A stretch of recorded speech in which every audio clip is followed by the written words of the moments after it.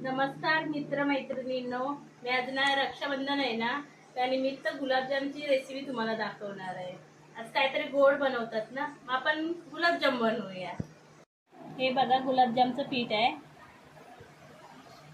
आपण ना गुलाबजाम बनवतोय आज। उद्या रक्षाबंधन आहे ना, भावांना काहीतरी गोड मस्तपैकी बाहेरून कुठे मिठाई घ्यायची, आपण घरीच बनवायचे गुलाबजाम।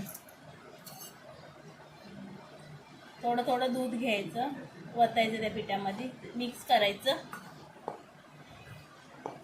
चांगलं मळून घ्यायचं। आम्ही बाउलमध्ये घेतलं या, तुम्हाला पाहिजे तर तुम्ही परातीमध्ये पण घेऊ शकता असं आणि मळू शकता, पण बाउलमध्येच घ्यायचं शक्यते। बघा मी 2 पॉकेट ना रेडीमेड पीठ आणलेलं, त्यातमध्ये दूध टाकून ना आता फक्त मिक्स करून ठेवलं या। आपण हे 10 मिनिटं ना असंच ठेवायचं, तर ना आपण पाक करून घ्यायचा। मी 10 मिनिटं ना असंच झाकून ठेवते, नंतर आपण त्याला मळायचं पिठाला। हे बघा आपण आता पाक बनवूया गुलाबजामसाठी। एक छोटासा टोप आहे, ते भरून मी साखर घेतले। तिकडे 1 किलो साखर आहे, 2 पॉकेट होतात ना पिठाचे। आपण त्याला गॅसवरती ठेवायचं, आपल्याला पाक बनवायचा, नंतर गॅस चालू ठेवायचं। आपल्याला नंतर ती साखर भरून घेतलेला त्याच मापाने आपल्याला पाणी टाकायचं। 1 टोप पाणी टाकलं आपण।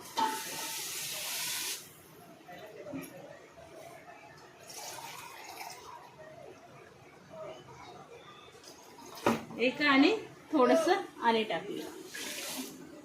आपण आता चांगलं ह्याला हलवायचं पाकाला।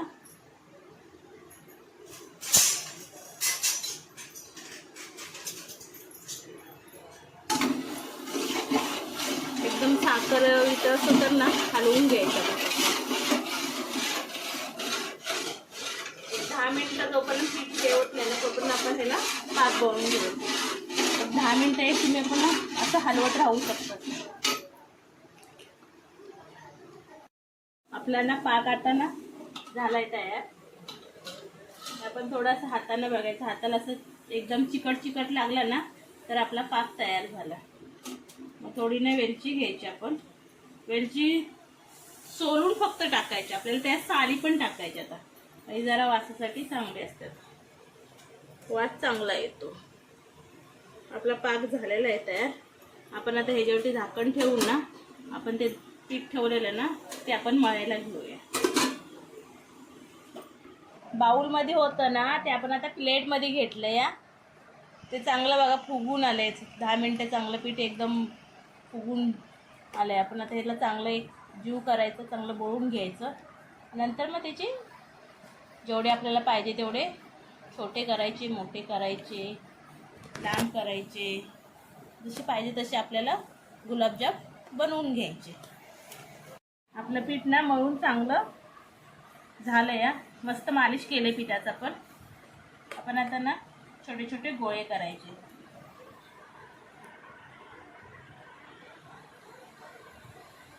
हे बघा, गोळ्याला अजिबात चिरा नाही पडले पाहिजे, तर असे गोळे करायचे।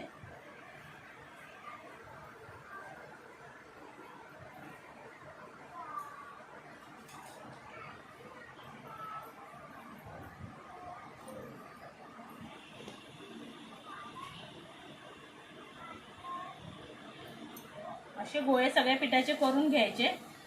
मग जरा मंद आपले गोळे तयार झालेले आहेत। आपल्याला ना तेल तापले का ते चेक करायसाठी थोडंसं पण हे टाकायचं, थोडंसं पीठ घेऊन टाकायचं। तर तेल आपलं तापलेलं आहे चांगलं, कमी गॅसवरतीच। ते बघा गोळा बघा कसं आहे, कमी गॅसवरती आपल्याला सोडायचे। कमी गॅसवरती का भाजायचे, आपल्याला आतून कच्चे नाही राहिले पाहिजे। वरतून दिसतात आपले का असे लाल लाल झालेले, आपल्याला असं वाटतं बाहेर हा चला शिजलेत, आपण काढायचे।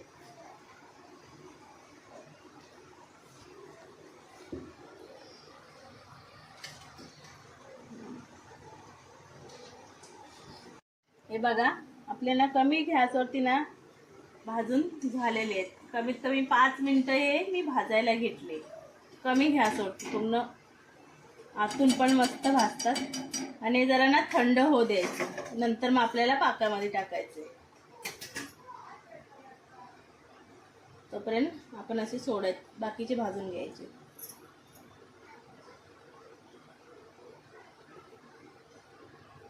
शेंगचे तेल वरती सोडायचं असं म्हणजे ते आपोआप खालतात. त्याला आपल्याला ना तेलाचा चमचा त्याला लागू द्यायचा नाही.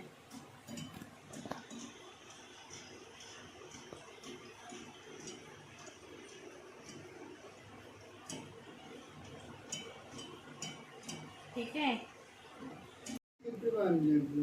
आपण हे पहिले हे बघा आपण हे पहिले काढलेले होतात ना, आपण आता ते ना पाकामध्ये टाकायचे आणि जरासं हलवायचं आणि याला ना झाकण लावून ठेवून द्यायचं.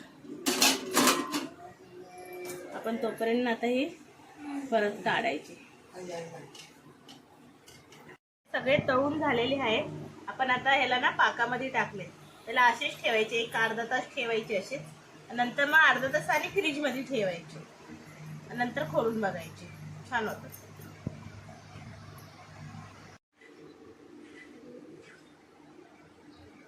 हे पहा आपण आता 2 तास ना रसामध्ये ठेवलेले.